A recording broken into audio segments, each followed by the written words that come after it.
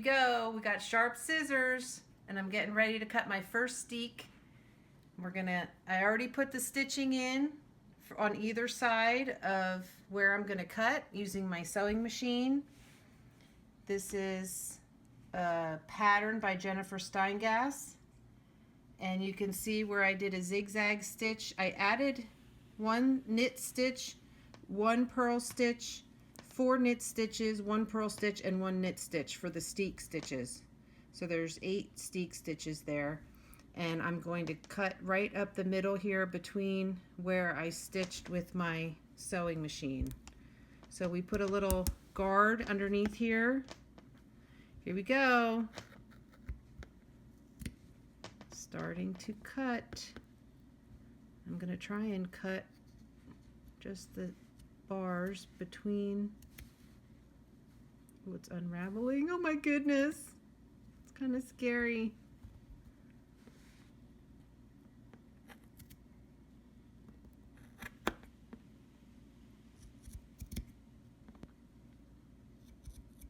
You can see right here where this little hole is, that's where I changed balls of yarn. It's where in between, right in the middle of the steek. So I don't have to weave in any stitches, any ends, because all of my ends were done right in the middle of the sweater here.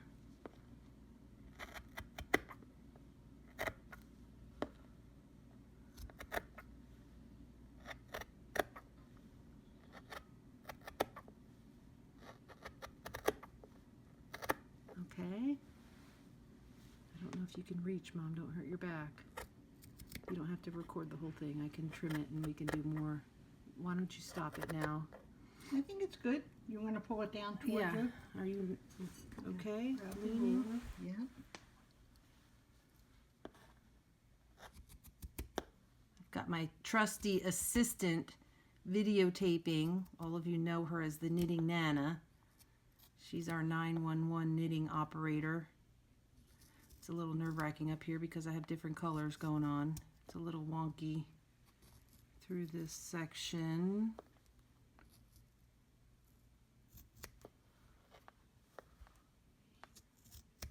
And if the video doesn't turn out, we're sunk because it's already cut. This is a one-time deal. One-time shot. Woo! Here we go. We have a cardigan! Yay! Look at how cool that is. Oh my. Thanks, Mom. It looks great. It just looks terrific. Now we're going to go buy some ribbon. We're going to learn how to finish. Okay, next step. We'll stop for now.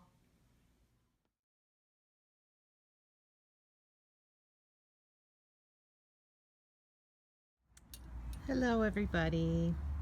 I decided I would do another little video here of how I'm going to be picking up my stitches on my recently steeked and cut sweater here. You can see the sewn stitches here that I did with my sewing machine, and you can see the end of the pattern stitches, which is these white and red ones right here. It's a beautiful sunny day. I'm sitting in my backyard in San Diego, and it's probably about 74 degrees out here with a light breeze. It's a little warm to have a wool sweater on my lap, but that's okay. So yesterday I was up at Nana's house and I just showed probably that video of cutting the sweater. And I've already sewn the underarms I've connected the sleeves underneath here with a Kitchener stitch, grafted the sleeves together and sewn, hopefully maybe with not too much visibility, the corners that tend to have a little bit of a hole. And so I'm ready to pick up stitches. So I have my yarn ball on the ground, and Nana suggested I pick up 3 stitches and then skip a stitch, 3 stitches and then skip a stitch.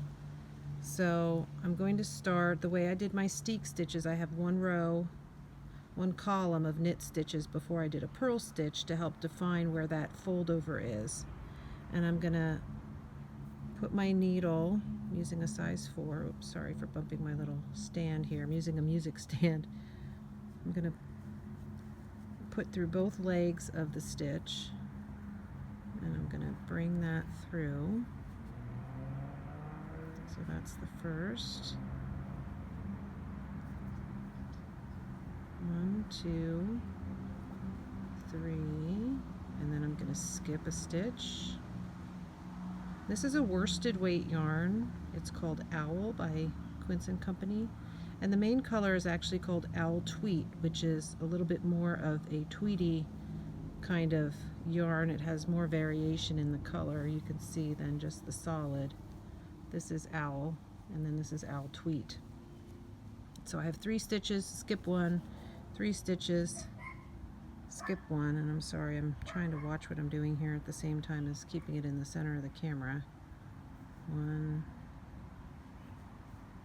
2, 3, and when I'm finished all the way up this whole edge, then I will knit a few rows, and I will have to figure out how far apart I want my buttons. I bought 7 buttons for the front, and I'll insert a picture after this video of the buttons I picked. And I also found a really pretty ribbon that's a dark cranberry kind of color to match this, and it's really hard to read in the bright sunlight, but that is a red cranberry. So that's how I'm going to move up, keeping an eye on this ridge of stitches right here and sticking my needle through both legs of the stitch. 3, 3, 3, skip 1, 1, 2, 3. And that's how I'm going to pick up my stitches all the way up. Maybe I'll get another little video of the next step once I do this, once I get some knitting done on the button band, and maybe place my, I'll take a photo once I place my spacing of my buttons up the front. And I'm going to have to do yarn over, or bind off 1. I think 1 stitch is probably going to be enough for the size of buttons that I have. I have buttons that are about a 1/2 inch. They're pretty small. But that's it for now. Bye. Okay, so I finished picking up my stitches, and I have knit. So I picked up stitches from the bottom up to here. I knit purl 2 on the wrong side to have knit 2 at the top, purl 2, knit 2, purl 2, knit 2 all the way down to here, purl 2. Then I've come back up and back down again. My yarn, working yarn, is down here. So I have 3 rows of knit 2, purl 2. I'm sorry for the long shadows, it's in the afternoon. And I wanted to show you my buttons that I bought. They're these pewter, they almost look like they've been hand hammered. So I'm going to be putting 7 buttons, and I need to figure out my spacing. 5, 6, 7, and then I have my, this is the ribbon I was telling you about that's going to go on the back side of the steek. It's going to go, let me show you, let's see if I can do this. It's going to cover over that raw edge, and I'm probably going to trim back to where I have my zigzag stitch so that I can put this over the zigzag and still have it cover the raw edge. I think that'll look really pretty. So I'm laying this flat, hoping that this is not getting too much shadow. And I haven't blocked this part yet, so I'm probably going to steam block it so it lays a bit flatter. But I'm going to be spacing my buttons so that I know where to mark them with the pins. I have my little Knitty by Nature box here with all my notions in it. I'm gonna get out these pins that I love so much. These little guys. Sorry for the dog barking. My neighbor has a little doggy that likes to make a lot of noise. 1, 2, 3, 4, 5, 6, 7.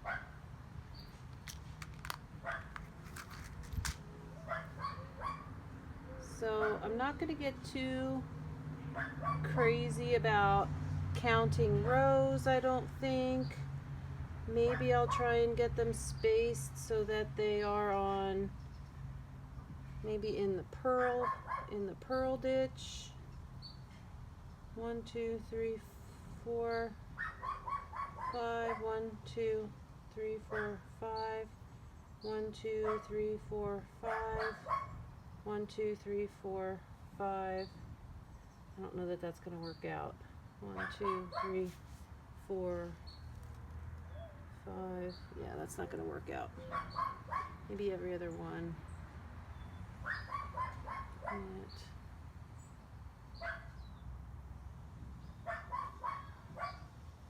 Most of the time this cardigan may be open because it's so heavy and warm. I'm probably not going to be buttoning it closed. But if there's a design, I prefer to have it, you know, try and match up with the design. So I want that there, I think. And then just evenly spaced down. I'm not going to get too engineered about it, right? Not too much engineering needs to go into a sweater. This is for fun. So I'm just going to clip this in the spot. I hope my head's not in the way.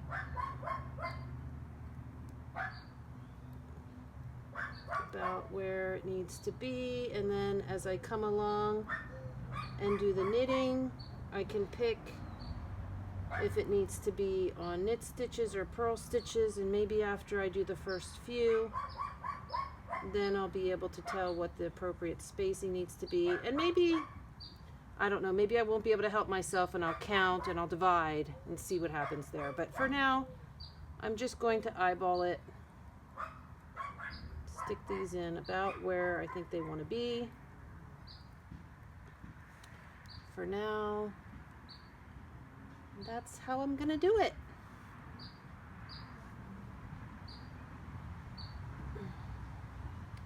I think that's about the middle of that guy. And then somewhere up here near the top. So when I come up here, this is a pretty small button. I think binding off 2, it looks like it takes up about 1, 2, 3, 4, maybe 5 stitches tall. So I think if I bind off 2 in the middle, that will stretch enough to get over the button.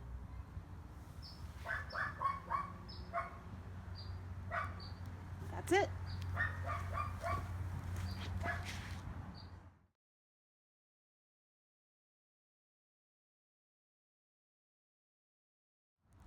Okay, everybody, I'm back.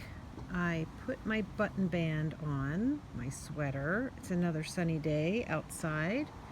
And right now I'm ready to trim back the extra yarn on my Steek. Hoping that will focus for you. You can see, maybe not on that part, but on this part you can see where I've sewn the zigzag stitch, and this is where I picked up stitches on this side.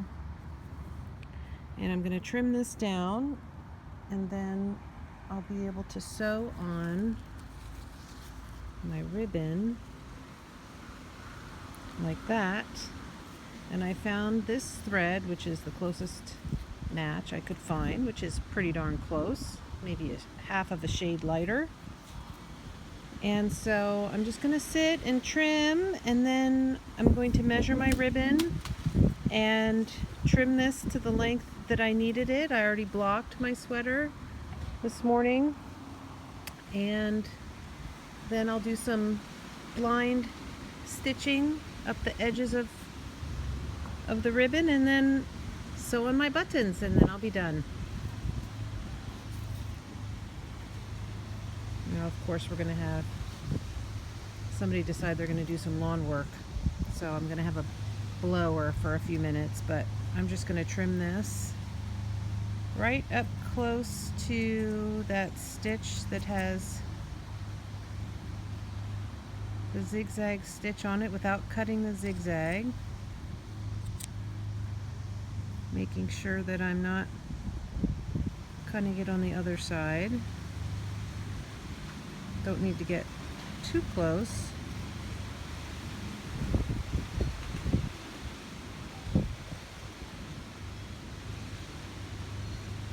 Just to get the excess pieces. I don't want to cut any of those little pieces. Oh, I'm gonna have to go around the yard and pick up all my fuzzes.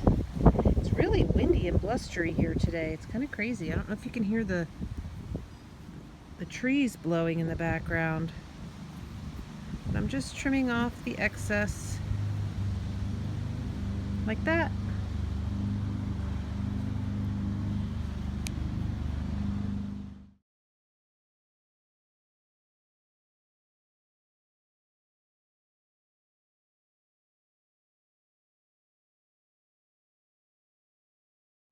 Okay, so the leaf blowers left. They did their yard work, and I went inside and I pinned down my ribbon along the inside edge of my button band. You can see it goes all the way. You can see a little piece sticking out there, but when I get to it, I'll all the way up to the top. So I started on the right hand side right here, and I'm just picking up a little edge of the ribbon, then going down through some of the fibers, coming up through the bottom of the ribbon, and then going down right next to where I came up, picking up some fibers all the way down. You can see the little stitches along there. I'm not getting too crazy. And then because I wanted the ribbon to make sure it was flat, and it's not perfectly flat, but it's pretty good, I decided I would start sewing down this side and have two threads going at one time. I have one thread here on the right, and then I have my other thread here on the left. See, I've sewn down to here, and I'm going to work my way down and then bring this one down and just kind of work them both down at the same time so that I don't get too out of whack with one side. Make sure that they sit together. So my battery's running low, so hopefully I can get this in. But see, I'm just going down right next to where, picking up a few stitches, coming up right on the inside edge of the ribbon.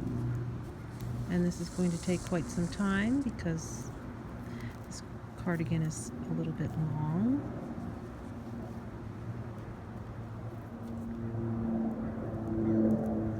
Pick up the threads, go on the inside edge.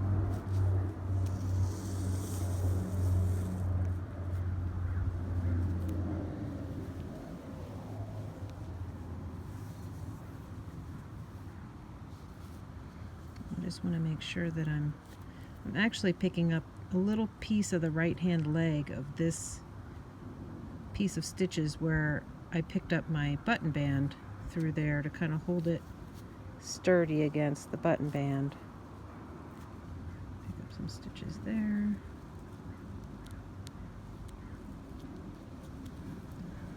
It's a little bit awkward in this position, but you get the picture.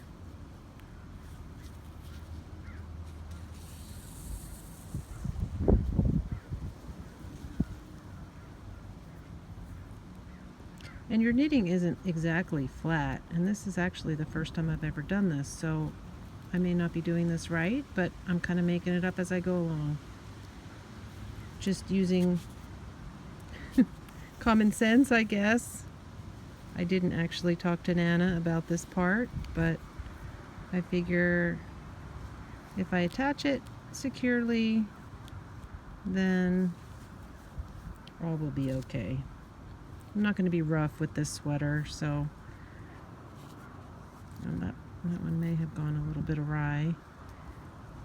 It's best, I think, to work on a flat surface, and leaning over my leg like this in the sunshine is not exactly a flat surface. So I may end up moving back inside, but I wanted to kind of show you all what process I'm going through, just so that it's documented. Looks pretty nice and covers up that raw edge really nice. You can see the raw edge on this side after it was trimmed. So the ribbon will sit right up flush against here, and then we'll wrap right over there and go along that edge. Okay? Thanks. Bye.